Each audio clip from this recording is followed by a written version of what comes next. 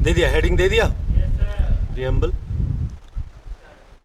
अब याद करो, जब हम संविधान निर्माण पढ़ा रहे थे तो संविधान सभा की जो पहली बैठक हुई थी कब हुई थी? हैं? 9 दिसंबर 1946।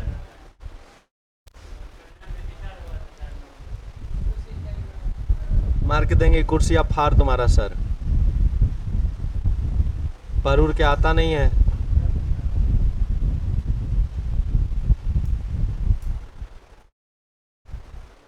फिर दूसरा मीटिंग हुआ था 2 दिन के बाद, यानी 11 दिसंबर को।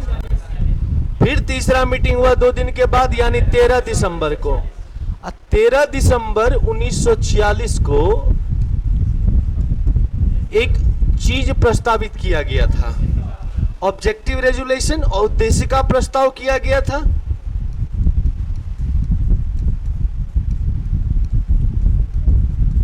किसके द्वारा किया गया था? जवाहरलाल नेहरू द्वारा।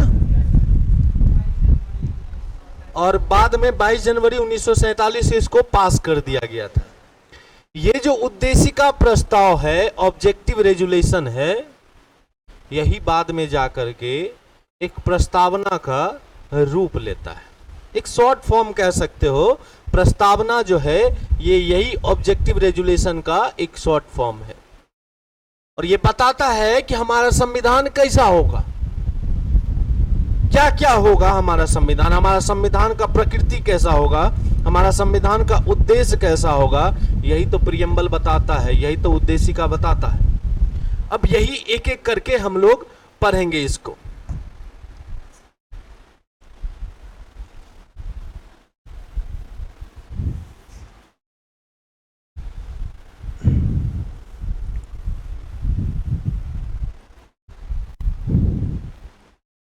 कई बार क्वेश्चन ये आया है कि प्रस्तावना को यानी प्रियम्बल को हम लोग एडॉप्ट कब किए, अंगीकृत कब किए।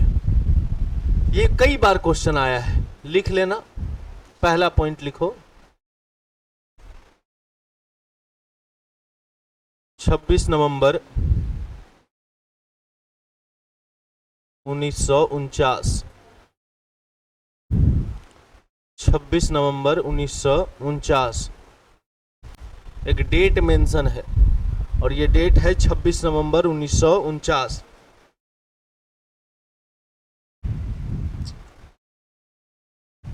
लिख लिया।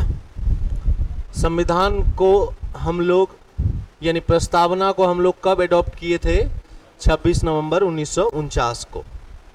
जब प्रियम्बल पढ़े होंगे, एनसीईआरटी किताब जब पढ़ा होगा, तो जब बुक खोलता होगा तो पहले पेज में एक छोटा सा लाल अक्षर में एक प्रस्तावना लिखा हुआ रहता है। हम भारत के लोग, यहाँ से स्टार्ट होता है और 26 नवंबर 1949 को अंगीकृत करते हैं। उठो वहां से उठो। यस, यहाँ आके बैठो। तुम इधर आओ।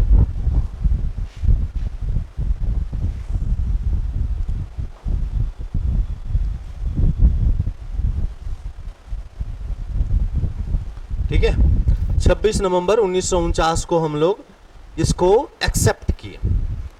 अब क्वेश्चन ये आता है कि ये प्रस्तावना है क्या और ये क्यों दिया गया।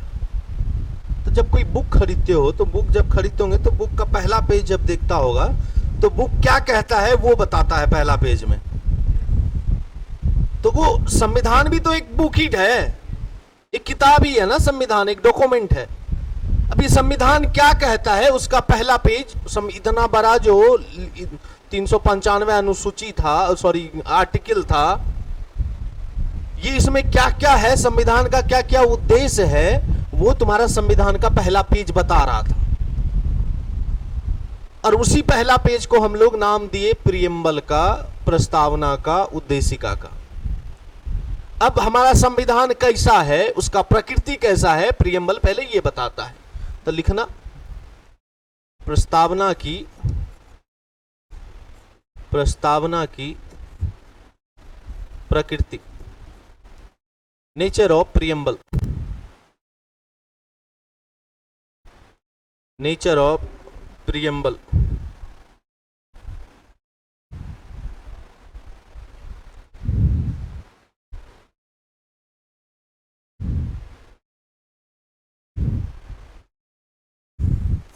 एक एक करके समझना है और याद भी करना है बेटा।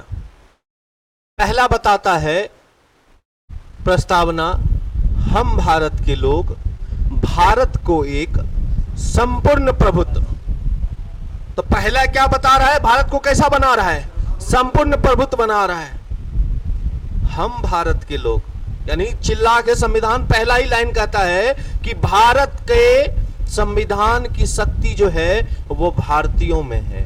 हम भारत के, we the people of India, हम भारत के लोग, ना सिंगल हम नहीं, यहां मैं का बात नहीं हो रहा है, यहां पे हम का बात हो रहा है और हम में पूरा भारत आ रहा है। यानी संविधान जो है पहला ही देता है कि संविधान का सारा पावर किसके अंदर है? भारतीयों के पास है।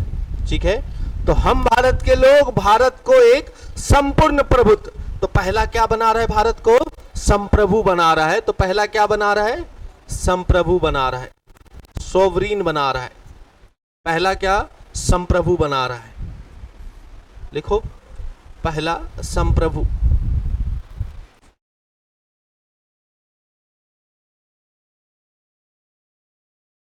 संप्रभु, व्हाट इज संप्रभु? What is sovereign?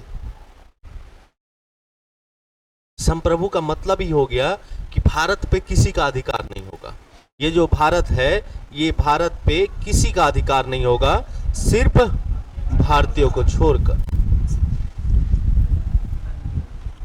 ये जो भारत है, ये जो इंडिया है, यहां पे सिर्फ इंडियन का चलेगा, यहां पे सिर्फ भारतीयों का चलेगा। भारत किसी के अंदर नहीं है, वो संप्रभु है। सिर्फ भारतीयों का बात माना जाए और किसी बाहरी, चाहे कोई भी हो, किसी के अंदर काम नहीं करेंगे। तो जब देश किसी दूसरे के अंदर काम करता है, वो सॉवरीन नहीं कहला सकता। हमारा देश किसी के अंदर काम नहीं करता, हमारा देश स्वतंत्र है, हमारा देश किसी के अंदर काम, हमारा संप्रभु है, हम सॉवरीन कंट्री है हम, यानी हमारे पे किसी का बस नहीं चल सकता।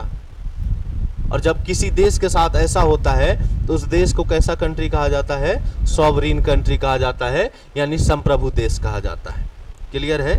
दूसरा कहता है समाजवादी। दूसरा क्या कहता है?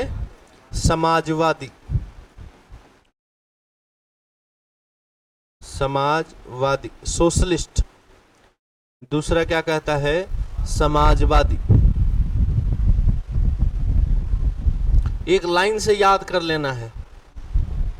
समाजवादी ओरिजिनल कॉन्स्टिट्यूशन में नहीं था। ये जो वर्ड दिख रहे हो तुम, समाजवादी, ये जब संविधान बना था उस समय ये शब्द नहीं था प्रस्तावना में। कई बार एग्जाम में क्वेश्चन पूछा गया है कि प्रस्तावना में समाजवाद वर्ड कब जोड़ा गया था, कौन सा संविधान संशोधन में जोड़ा गया था। तो ये शुरू में नहीं था, इसको बाद में जोड़ा गया। हमारा देश तो वैसे समाजवादी है, लेकिन बाद में बोला गया कि नहीं, पहले लिखो। बिहेवियरली तो दिखता है कि हमारा देश समाजवादी है, लेकिन लिख दो तब अच्छा रहेगा। प्रस्तावना चिल्ला के बोलेगा हाँ समाजवादी हैं हम। समाजवादी का मतलब एक विचारधारा है, एक उदारवादी विचारधारा होता है, एक समाजवादी विचारधारा होता है। उदारवादी का मतलब है कि केंद्र में मनुष्य खुद अपने आप को रखता है, मेरा मन, मैं कुछ करूं, तुम कौन होते हो कहने वाले। लेकिन समाजवादी में सेंटर में मनुष्य नहीं रहता है, समाजवादी में सेंटर में समाज रहता है।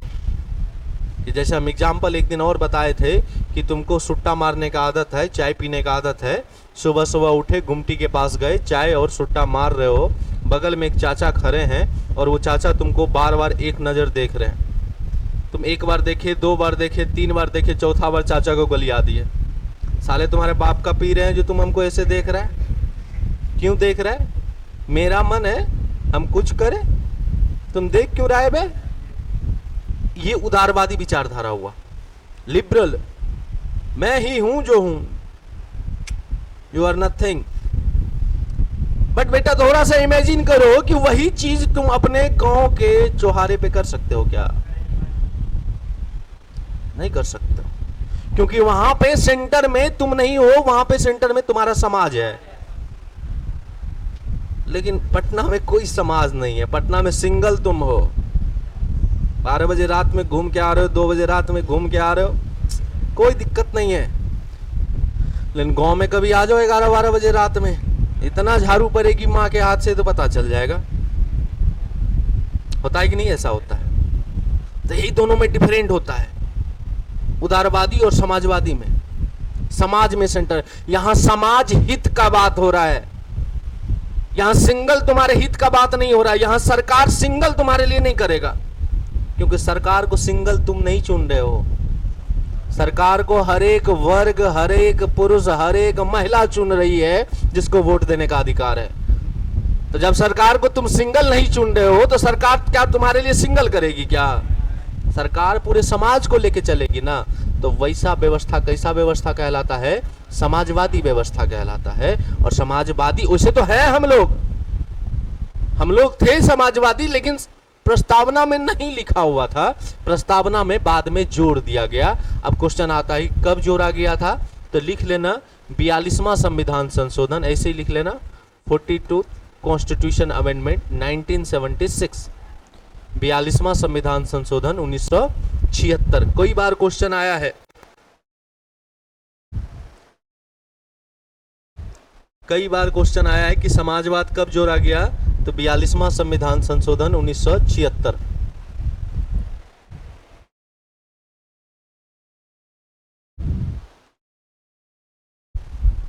लिखा? कोई दिक्कत नहीं है? क्लियर है? समझ आ रहा है? अब देखो तीसरा वर्ड क्या जोड़ा गया?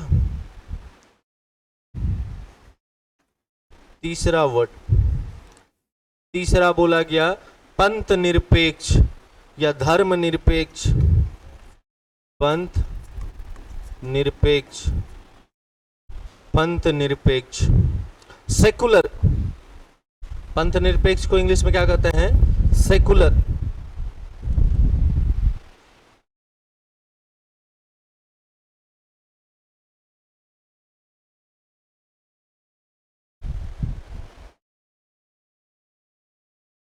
लिखा? ये भी ओरिजिनल कॉन्स्टिट्यूशन में नहीं था। जिस समय संविधान बनाया गया था उस समय ये वर्ड नहीं था। हालांकि थे हम लोग पंथ निरपेक्ष, शुरू से ही थे। संविधान चिल्ला चिल्ला के बोल रहा था कि हम लोग पंथ निरपेक्ष हैं। पंथ निरपेक्ष का मतलब हो गया कि सरकार का कोई धर्म नहीं होगा, राज्य का कोई धर्म नहीं होगा। राज्य यदि सिंगल एक धर्म पे टिक जाएगा तो बाकी धर्म का क्या होगा तब? इसलिए राज्य का कोई भी धर्म नहीं होगा। अब तुम ही सोचो ना, सरकार यदि सिर्फ हिंदुओं के लिए ही सारा काम करे, मुस्लिमों के लिए नहीं करे, सिख के लिए नहीं करे, ईसाई के लिए नहीं करे, कैसा रहेगा? सही रहेगा क्या? नहीं रहेगा। तो राज्य का कोई धर्म नहीं होगा, ऐसा तो कह रहा था, लेकिन प्रस्तावना में ऐड नहीं था। तो बाद में ये भी सोचा गया कि प्रस्तावना में ऐड कर देते हैं इसको भी। जैसे समाजवादी को हम लोग जोड़े, वैसे ही पंथ निरपेक्ष को हम भी जोड़ देते हैं। और सबके लिए सरकार एक राज्य एक जैसा काम करेगा। उसके लिए मायने ये नहीं रखेगा भेदभाव वाला कि ये हिंदू है, ये मुस्लिम है, ये सिख है, ये ईसाई है, ये बौद्ध है, ये जैन है। यदि 5 रुपए दे रहे हो तो सभी धर्मों को 5 रुपए दो, यदि नहीं दे रहे हो तो किसी को मत दो, तब ना बराबर हुआ। तो जब बराबर के भाव से राज्य काम करेगा तो वैसे राज्य को हम लोग कैसा राज्य बोलेंगे? पंथ निरपेक्ष राज्य बोलेंगे, सेकुलर स्टेट बोलेंगे, जो वेलफेयर का काम करेगा, जो जन कल्याणकारी काम करेगा। और उस जन कल्याणकारी काम में उसके लिए ये मायने नहीं रखेगा कि ये हिंदू है, ये मुस्लिम है, ये सिख है, ये ईसाई है। वैसे तो हर एक आर्टिकल जब बताएंगे, डीपीएसपी पढ़ाएंगे, तो उसमें तो कह ही रहा था, लेकिन प्रस्तावना में जुड़ा हुआ नहीं था। तो प्रस्तावना में समाजवादी के साथ साथ इसको भी जोड़ दिया गया। तो जब समाजवादी के साथ इसको जोड़ा गया तो ये भी कब जोड़ा गया? 42वां संविधान संशोधन 1976। तो ये भी लिख लेना 42 कॉन्स्टिट्यूशन अमेंडमेंट 1976, 42वां संविधान संशोधन 1976।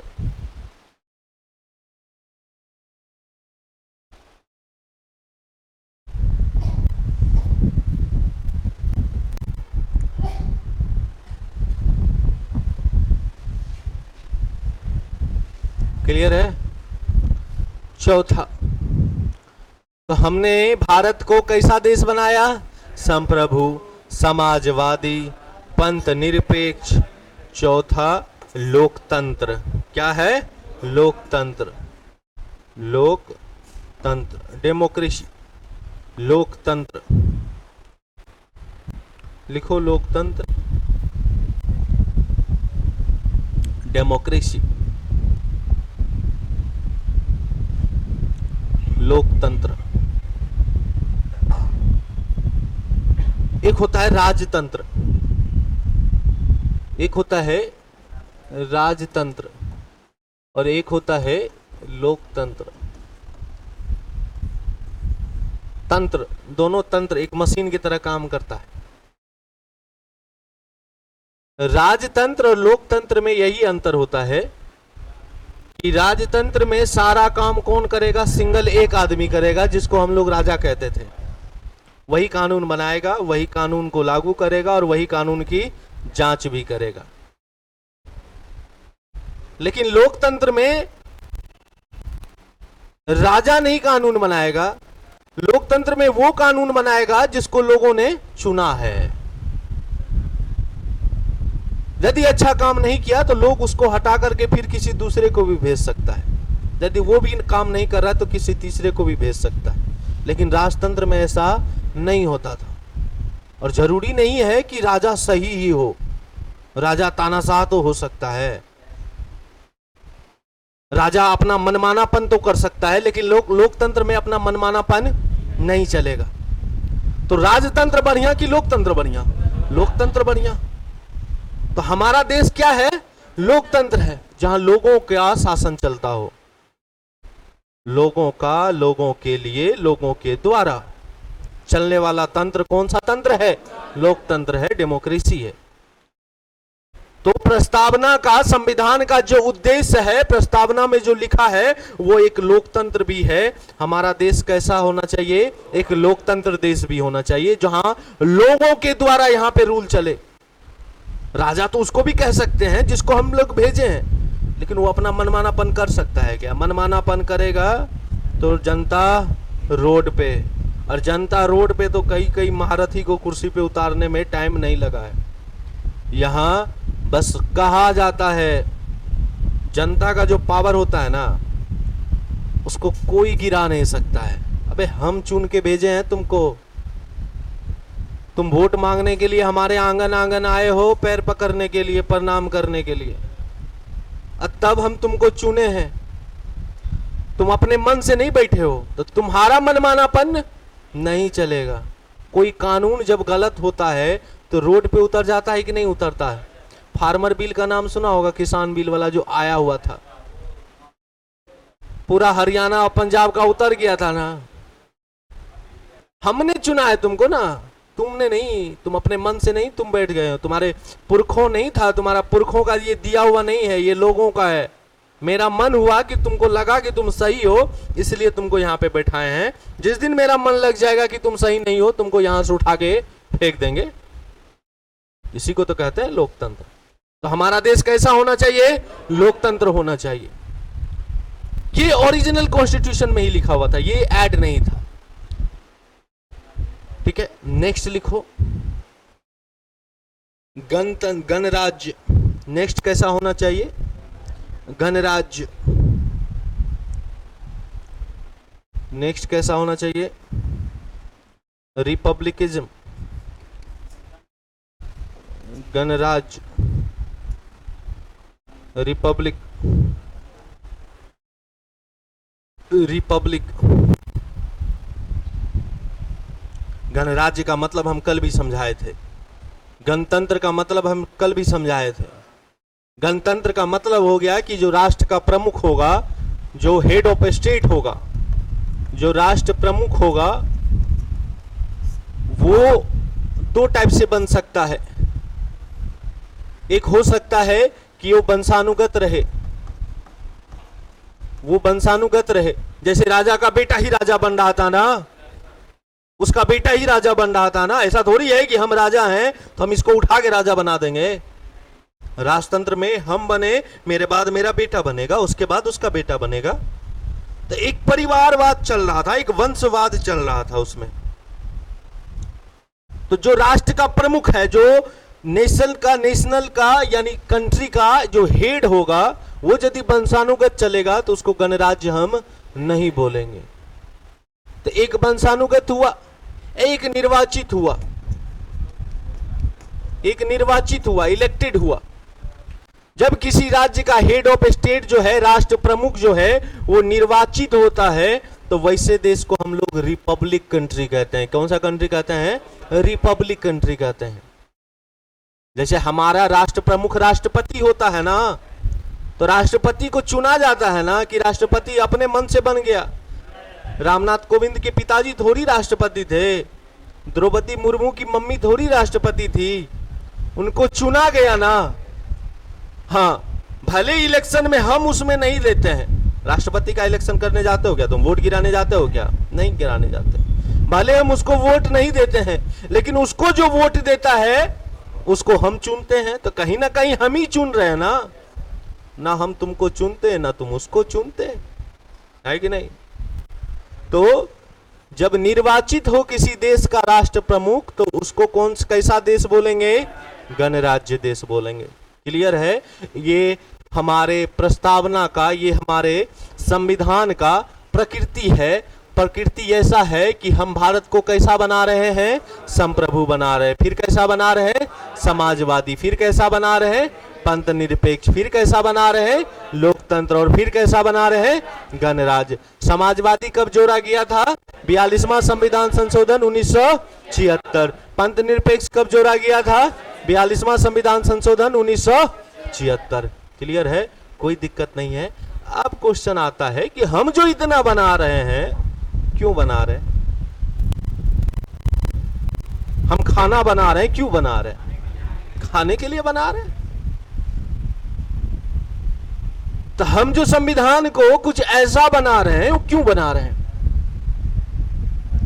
इसका फायदा क्या है? इसका उद्देश्य क्या है? ये तो प्रकृति हो गया कि हमारा संविधान का प्रकृति ऐसा है कि वो संप्रभुता बताता है, वो समाजवादी बताता है, वो पंथ निरपेक्ष बताता है, वो लोकतंत्र बताता है, वो गणराज्य बताता है। बट क्यों बताता है? क्वेश्चन है व्हाई। इसका उद्देश्य क्या है? प्रकृति तो तुम बता दिए, लेकिन उद्देश्य क्या है तुम्हारा? अब संविधान का उद्देश्य क्या है वो लिख लेते हैं। प्रस्तावना का उद्देश्य क्या कहता है वो लिख लेते हैं। प्रकृति समझ आ गया होगा, अब उद्देश्य लिखो।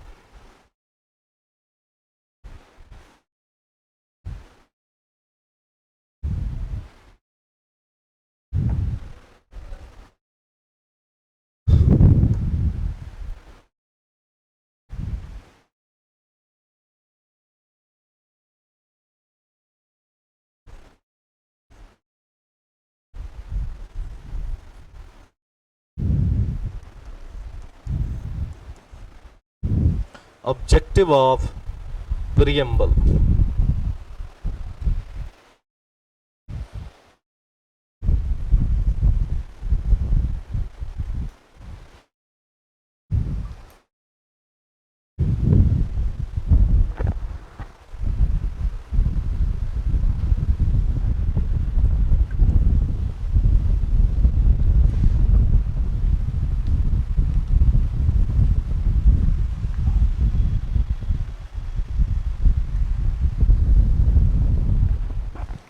पहला उद्देश्य है न्याय दिलवाना।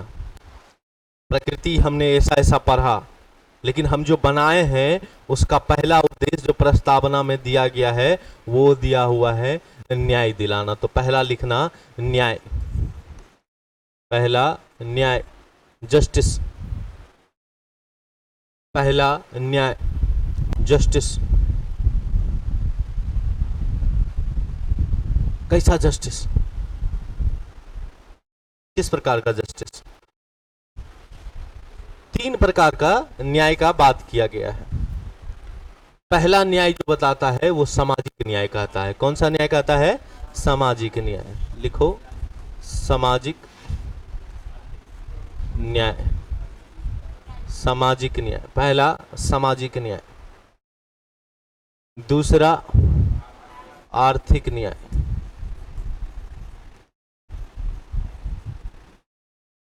दूसरा आर्थिक न्याय, और तीसरा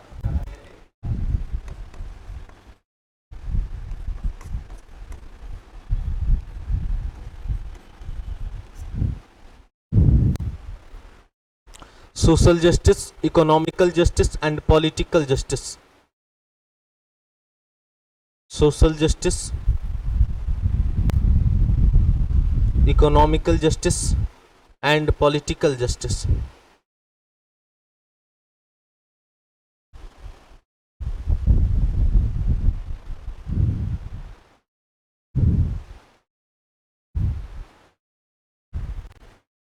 तो न्याय कितना मिल रहा है? 3। पहला, दूसरा, तीसरा राजनीतिक न्याय। सामाजिक, समाज का बात हो रहा है यहाँ पे, यहाँ वेलफेयर स्टेट का बात हो रहा है। अच्छा, स्कॉलरशिप जो 50,000 देता है या 10,000 देता है या 10 रुपए देता है, क्या एक बेसिकली किसी जाति को मिलता है क्या? क्या बेसिकली किसी एक धर्म को मिलता है क्या? क्या बेसिकली किसी वर्ग को मिलता है क्या? वृद्धा पेंशन देता है ना हो सरकार, तो वृद्धा पेंशन क्या सिंगल ब्राह्मणों और राजपूतों को दिया जाता है या यादव जी को दिया जाता है? सभी को दिया जाता है ना। तो जब सरकार तुम देख रहे हो, जब ये काम देख रहे हो, तो तुम सोचो कि सरकार एक इंसान के लिए कर रहा है या पूरा समाज के लिए कर रहा है? पूरा समाज के लिए कर रहा है ना, और समाज को न्याय दे रहा है। तो वैसा न्याय जो सामाजिक तौर पे किया जाए उसका कौन सा न्याय बोलेंगे? सामाजिक न्याय बोलेंगे। आर्थिक न्याय, आर्थिक न्याय का मतलब हो गया कि हमको मान लो सरकार है हम, और मेरे पास 100 लड्डू है, यहां 100 आदमी बैठे हुए हैं, और 100 लड्डू है तो एक एक लड्डू हम सबको देंगे, तब हुआ ये आर्थिक न्याय। और ऐसा नहीं है कि हम इसको 10 लड्डू दे दिए, इसको 10 लड्डू दे दिए, इसको 10 लड्डू दे दिए। 3 को हम दिए तुम्हारा 30 लड्डू, और बाकी का जो तुम्हारा 97 है उसमें हम 70 लड्डू बांटे। ये आर्थिक न्याय नहीं हुआ। तो जितना हमारे पास रहेगा उसको इक्वलिटी में बांटना ही सामाजिक न्याय या आर्थिक न्याय कहलाता है। समाज में हर एक वर्ग को उतना रिसोर्स दे रहा है गवर्नमेंट, राज्य दे रहा है, तो वो आर्थिक न्याय हो गया। राजनीतिक न्याय, राजनीतिक न्याय का मतलब हो गया कि तुमको या किसी भारत में रहने वाले भारत का जो भी नागरिक होगा उसको मुखिया, वार्ड मेंबर, विधायक, सांसद, राष्ट्रपति सबका चुनाव लड़ने का अधिकार है। क्या सिर्फ लालू यादव के बेटे को ही लड़ने का अधिकार है क्या? तुम भी लड़ सकते हो ना। तो वैसा न्याय कौन सा न्याय कहलाया? राजनीतिक न्याय। तो न्याय कितना है? 3। पहला, दूसरा, तीसरा राजनीतिक न्याय। दूसरा चीज लिखो। पहला तो उद्देश्य लिख लिए न्याय का, दूसरा लिखो स्वतंत्रता, दूसरा लिखो स्वतंत्रता।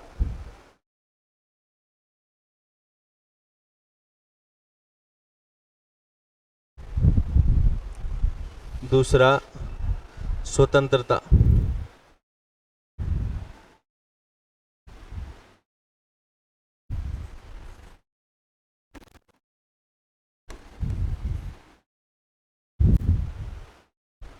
दूसरा स्वतंत्रता।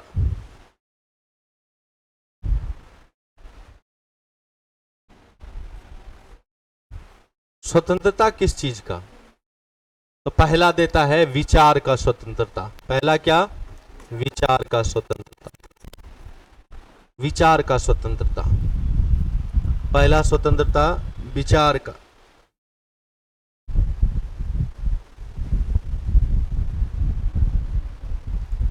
तुम्हारे मन पे किसी का रोक लग सकता है क्या?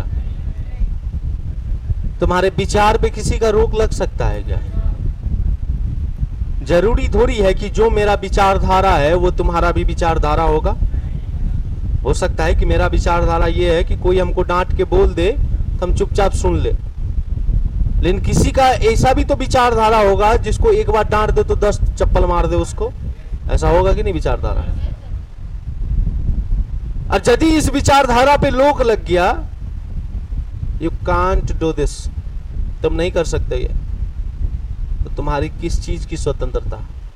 तुम्हारा विचार का स्वतंत्रता तुम्हारे ऊपर है और उस पर कोई रोक नहीं लगा सकता है। तुमको मन जैसे जीने का वैसे जियो, तुमको मन जैसे खाने का वैसे खाओ, जैसे मन पहनने का वैसे पहनो, तुम्हारे विचारधारा पे कोई रोक नहीं लगा सकता। और संविधान जो उद्देश्य है वो जब स्वतंत्रता का बात करता है तो पहला स्वतंत्रता इसी का देता है, विचारधारा का, थॉट का। तुम्हारा थॉट क्या है, तुम्हारा विचार क्या है, तुमको स्वतंत्र हो तुम इस चीज पे, तुम्हारे ऊपर किसी का रोक नहीं लग सकता, ना ही तुम्हारे माँ का, ना ही तुम्हारे बाप का, ना ही समाज का, ना ही राज्य का, ना ही सरकार का, किसी का नहीं। तुम स्वतंत्र हो तुम अपने विचारधारा पे, और यदि तुम्हारे इस विचारधारा पे कोई रोक लगाते हैं तो इसका मतलब तुम्हारे स्वतंत्रता का हनन कर रहा है। कोई नहीं लगा सकता है तुम्हारा, कोई भी नहीं। तो पहला किस चीज का स्वतंत्रता दे रहा है, विचार का। दूसरा अभिव्यक्ति का, दूसरा अभिव्यक्ति का।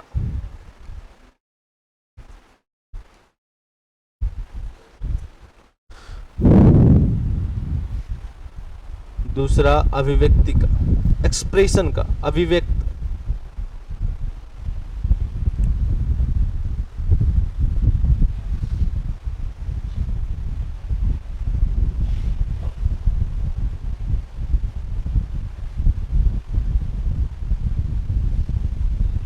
अपनी बातों को रखना, अभिव्यक्त करना, यही तो है एक्सप्रेशन। बोलता ना एक्सप्रेस करो, क्या कहना चाह रहे हो, कहता ना अपने बातों को रखो, तुम्हारे मन में क्या है हम भी तो जाने, तुम्हारे मन में क्या चल रहा है। और इस पर नहीं तुम बोलेगा हमारे 10 था, अबे इसका भी स्वतंत्रता दिया हुआ है हमारा संविधान, एक्सप्रेशन। चलो एक्सप्रेस कर रहे, चलो।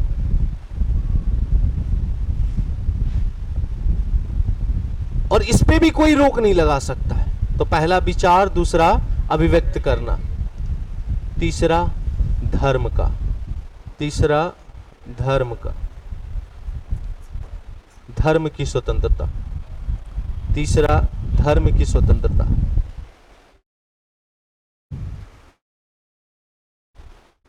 धर्म, मैं हिंदू हूं, मुझे कोई जबरदस्ती नहीं कह सकता है कि तुम मुस्लिम बन जाओ, या मैं मुस्लिम हूं, मुझे कोई जबरदस्ती नहीं कर सकता है कि तुम हिंदू बन जाओ।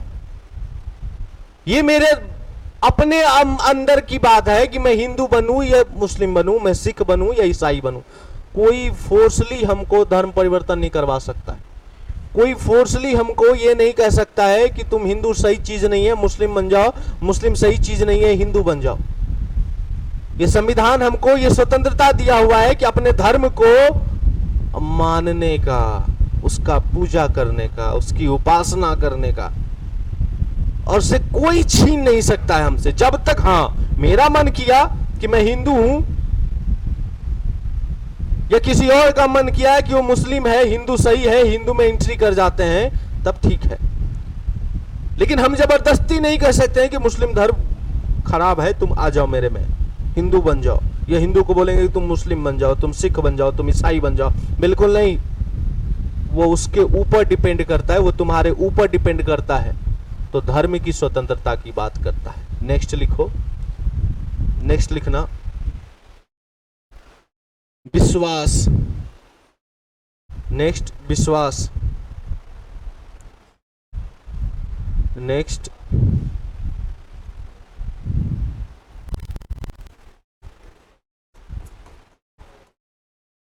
विश्वास।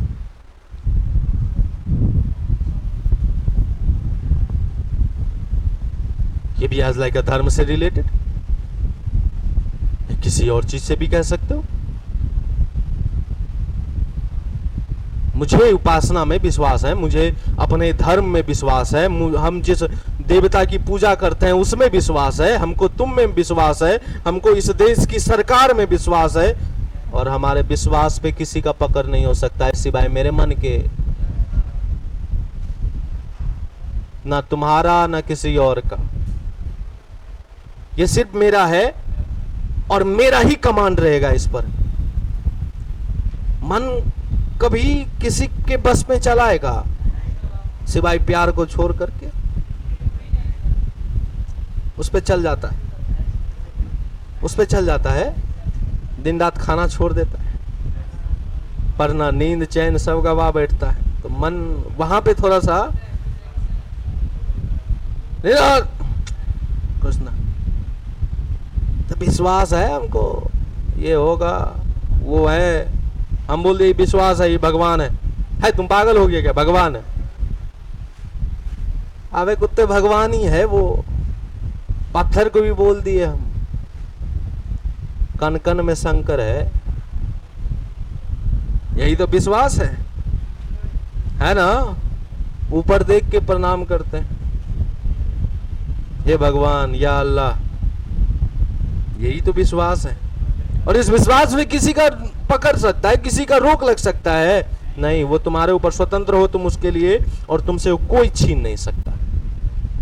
क्लियर है? आगे लिखो, नेक्स्ट लिखो। विश्वास लिखा, अब लिखना उपासना। उपासना, उपासना यानी पूजा करना, वर्शिप।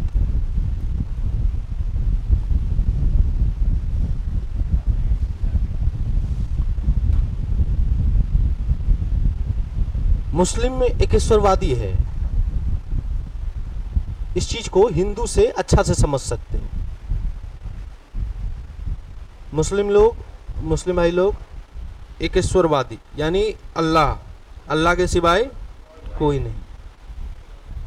बट सनातन जो है ना वो बहुदेववादी है, इसमें कोई एक पार्टिकुलर देवता नहीं है, कोई करोड़ों देवता है। उपासना हो सकता है कि मेरा फेवरेट महादेव हो, किसी का फेवरेट दुर्गा जी हो, किन्हीं का हनुमान जी हो, किन्हीं का कृष्ण हो, किन्हीं का राम हो, है एक ही का ही रूप, लेकिन सबका अलग अलग है। ब्रह्मा विष्णु महेश बोलता है ना। अब हमको कोई बोल सकता है नहीं तुम जो महादेव को मान रहे हो ना बहुत घटिया काम कर रहे हो, बोला मार के तबराक थो देंगे तुम्हारा मुंह हम।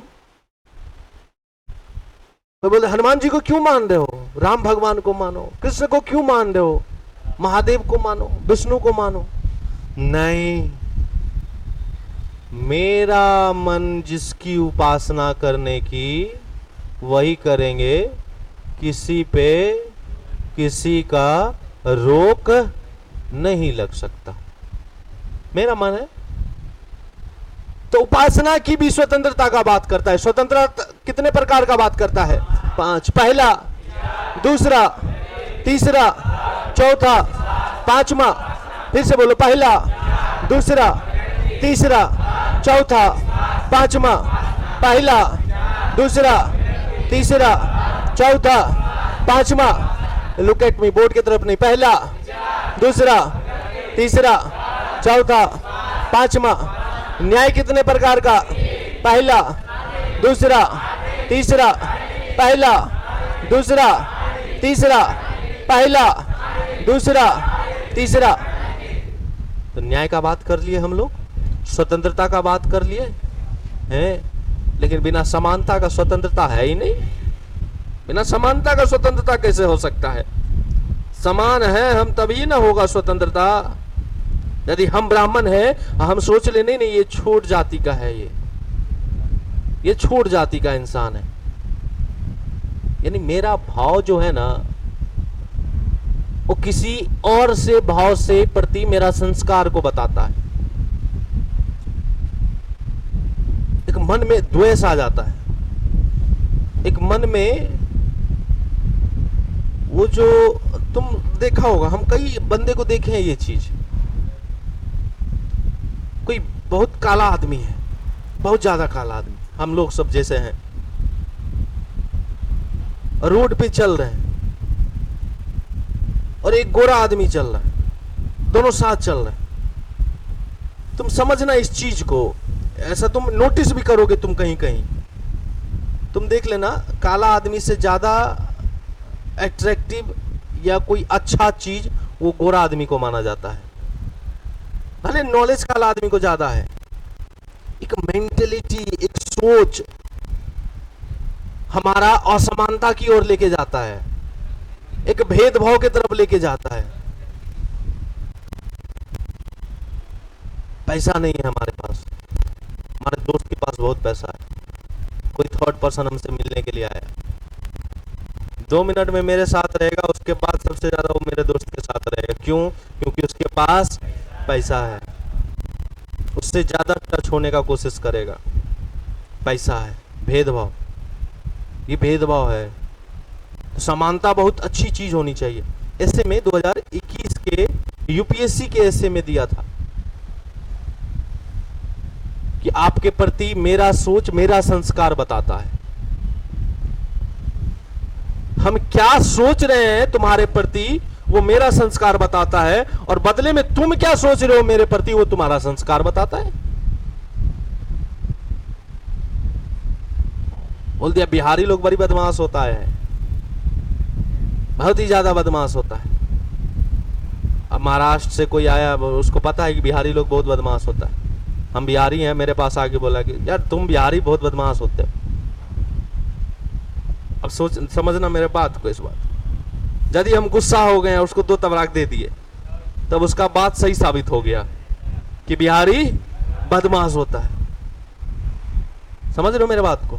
लेकिन वही हम हंस दे, यार पागल हो क्या तुम, चलो खाते हैं। तो हो सकता है उसके मन में नहीं, हमको जो बोला है ना वो शायद गलत बोला है, ठीक ठाक इंसान लग रहा है हमको।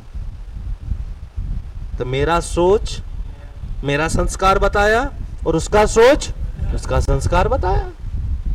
इसके लिए समानता बहुत जरूरी है, समान होना, समान भाव से हर किसी को देखना।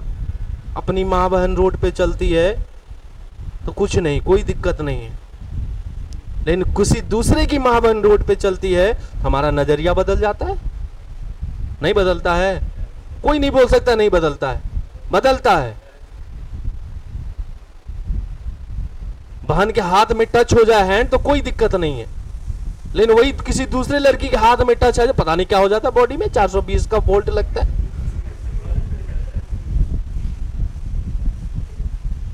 होता है समानता,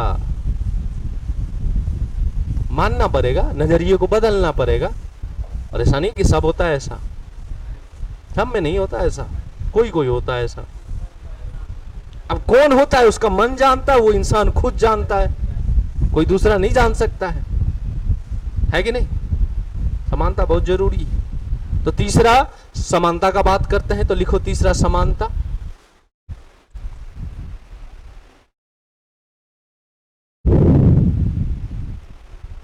इक्वालिटी,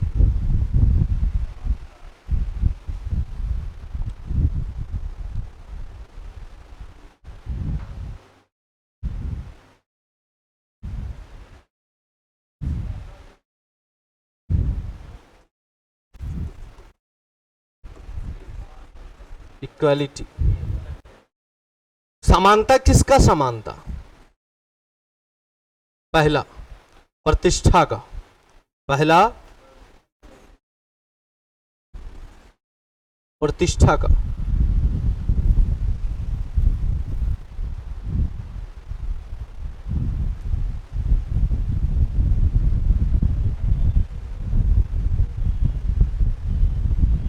लिखे, क्या तुम जिस गांव में रहते हो या जिस समाज में रहते हो या जिस एरिया में रहते हो, क्या सब वहां सारा पैसा वाला है? अलग अलग होगा, समझना मेरे बात को। क्या जब जहां तुम रहते हो क्या वहां पे सब गोरे लोग ही रहते हैं? अलग अलग भी रहते हैं। तो तुम्हारे एरिया में, तुम्हारे गांव में, तुम्हारे समाज में, तुम्हारे आसपास रहने वाले हर एक लोग, जो कैसा भी हो, काला हो, गोरा हो, पैसा वाला हो, नहीं हो, बूढ़ा हो, आदमी जो भी हो, बच्चा हो, जो भारत का नागरिक है, भारत का संविधान उसको समानता देता है, प्रतिष्ठा का, प्रतिष्ठा के साथ रहने का, उसको भेदभाव ना झेलने का, उसको ऐसा बताने का कि तुम हो भारत के नागरिक हो। तुम जैसा पैसा वाले का वैल्यू है वैसा तुम्हारा भी वैल्यू है। जैसा गोरे का वैल्यू है वैसा तुम्हारा भी वैल्यू है। प्रतिष्ठित हो, प्रतिष्ठा के साथ तुमको रहने का अधिकार है। यही तो समानता है। जब जिस समाज में जब काला गोरा का भेद बना हो, पैसा ना पैसा का भेद ना हो, तो वैसा ही समाज तो अच्छा होगा, वैसा ही समाज ना अच्छा है। और हमारा संविधान उसको देता है समानता। पहला ही समानता बोलता है प्रतिष्ठा के साथ रहने का समानता। लेकिन बिहेवियरली चेक करोगे तो ऐसा नहीं हो रहा है। बताता ऐसा है लेकिन बिहेवियरली में ऐसा नहीं हो रहा है। ज्यादा पैसा वाला है खूब इज्जत मिलेगा उसको, कम पैसा वाला है हो सकता है उसको इज्जत कम दे आदमी। पैसा बोलता है, इसलिए हम बार बार बोलते हैं आज तुम पैसे के पीछे दौड़ो, कल तुम्हारे पीछे दुनिया दौड़ेगी। लेकिन आज तुम किसी और के पीछे दौड़ रहे हो तो पता चला वो किसी और के पीछे दौड़ेगी। और किसके पीछे दौड़ेगी? जो पैसा के पीछे दौड़ा होगा। ये सीख दे रहे हैं, बहुत बड़ा एग्जाम्पल है बेटा। ये हर एक आदमी को समझना चाहिए ये चीज। टाइम वेस्ट हो रहा है, 2 साल 3 साल 4 साल 5 साल, पता चला दिल्ली पंजाब चल गए तुम और तुम्हारी लक्ष्मी किसी और के साथ है। देखो ऐसा है। तुम पैसे के पीछे दौड़ो और पैसा तुमको ये देगा,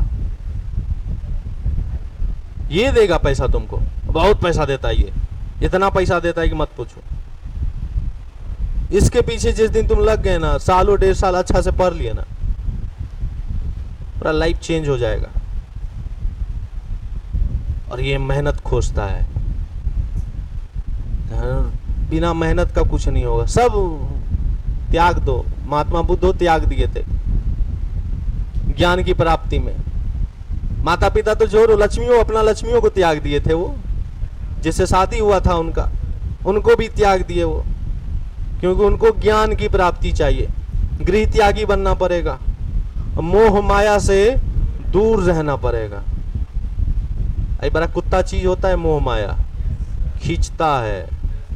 जरूरी नहीं है कि लक्ष्मी का मोह माया हो, माँ बाप का भी मोह माया होता है, लेकिन सबको त्याग करना पड़ेगा। अरे इतना उम्र है, मिनिमम 70 साल तो जियोगे। 70 साल में मात्र कितना साल बोल रहे हैं? 1 साल। जो बीत गया है उसको छोड़ दो, आने वाले के बारे में सोचो। कल क्या होगा किसी को पता है क्या? लेकिन इससे ये नहीं है कि अपना कर्म करना हम छोड़ दें, करते रहो। तो प्रतिष्ठा, दूसरा अवसर, दूसरा अवसर, अवसर की समानता, अवसर, अपॉर्चुनिटी।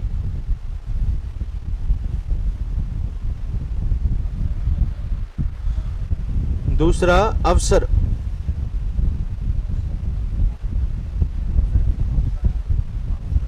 अवसर, मौका, मौका। बिहार पुलिस का जॉब वैकेंसी निकला, 22,000 है ना? हो 22,000 है ना? हाँ 21,900 कुछ है ना? तो समझ लो 22 के सारे 21 के अप्रोक्स में हुआ। थोड़ा सा तुम सोचो तो सरकार ये बोलता कि नहीं, इस वैकेंसी ये जो फॉर्म भरेगा सिर्फ उच्च जाति के लोग ही भरेंगे।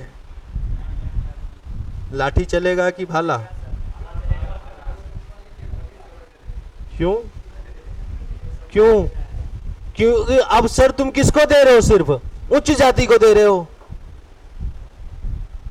यह निम्न जाति को मिलेगा, जो रिजर्वेशन वाला कैटेगरी होगा उसको मिलेगा, जो अनरिजर्व होगा उसको नहीं मिलेगा, तब ये लाठी चलेगा। अवसर दे रहे हो, सबको समान रूप से दो। महिलाओं को दे रहे हो, पुरुषों को दे रहे हो, सभी वर्गों को दे रहे हो, सबको समान रूप से दो। तो अवसर का भी क्या होना चाहिए? समानता होना चाहिए। क्लियर है? कोई दिक्कत नहीं। तो समानता कितने प्रकार का? पहला, दूसरा, अवसर। कोई दिक्कत है?